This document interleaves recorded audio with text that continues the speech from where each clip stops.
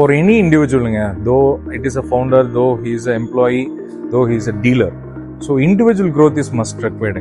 Good evening all, என் பேர் கோகுல். நான் டார்க் எலக்ட்ரிக் வெஹிக்கிள்ஸில் சர்வீஸ் இன்ஜினியராக ஒர்க் பண்ணிகிட்ருக்கேன்.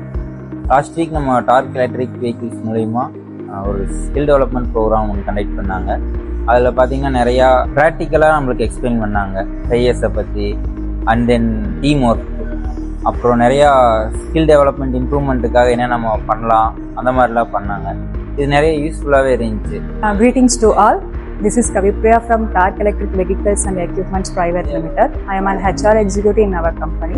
Previous week we are conducting soft skill programming in Surya Hotel. Lot of things are explained in soft skill management.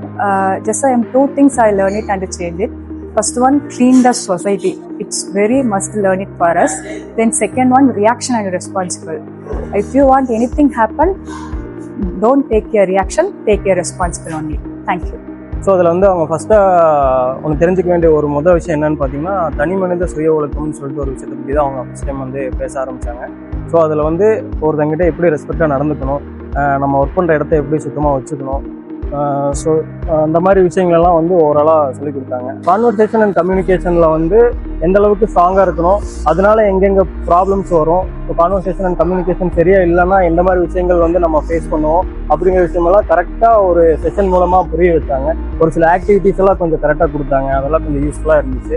So அந்த training மூலமாக நாங்கள் இங்கே 5Sன்னு சொல்லிட்டு ஒரு இம்ப்ரூவ்மெண்ட் ஆல்ரெடி நம்ம பண்ணிட்டு இருந்த இம்ப்ரூவ்மெண்ட் தான். அது இன்னும் கொஞ்சம் டெவலப் பண்ணணுங்கிறதுக்காக ப்ராப்பராக அதுக்கான செக் ஷீட்லேருந்து ஆடிட் ஷீட்லேருந்து எல்லாமே போட்டு இப்போ ப்ராப்பராக நாங்கள் அந்த 5S எல்லாம் கொஞ்சம் மெயின்டைன் பண்ணிருக்கோம். ரீசெண்டாக நாங்கள் எங்களோட டீம் மெம்பர்ஸ்க்காக ஒரு சாஃப்ட் ஸ்கில் ட்ரைனிங்கை நம்ம அட்டன் பண்ண வச்சோம்.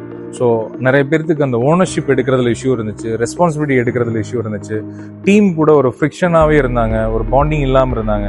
இந்த சாஃப்ட் ஸ்கில் ட்ரைனிங் டெஃபினட்டாக அது ரொம்ப ஹெல்ப்ஃபுல்லாக இருந்துச்சு to understand about the responsibilities, ownerships, team bonding என்ன, அதை பற்றி செல்ஃப் டிசிப்ளின் எப்படி இருக்கணும், 5S பற்றி பேசிக்காக. ஸோ இந்த விஷயங்கள் எல்லாமே அந்த சாஃப்ட் ஸ்கில் மூலிமா தெரிஞ்சுக்கிட்டாங்க.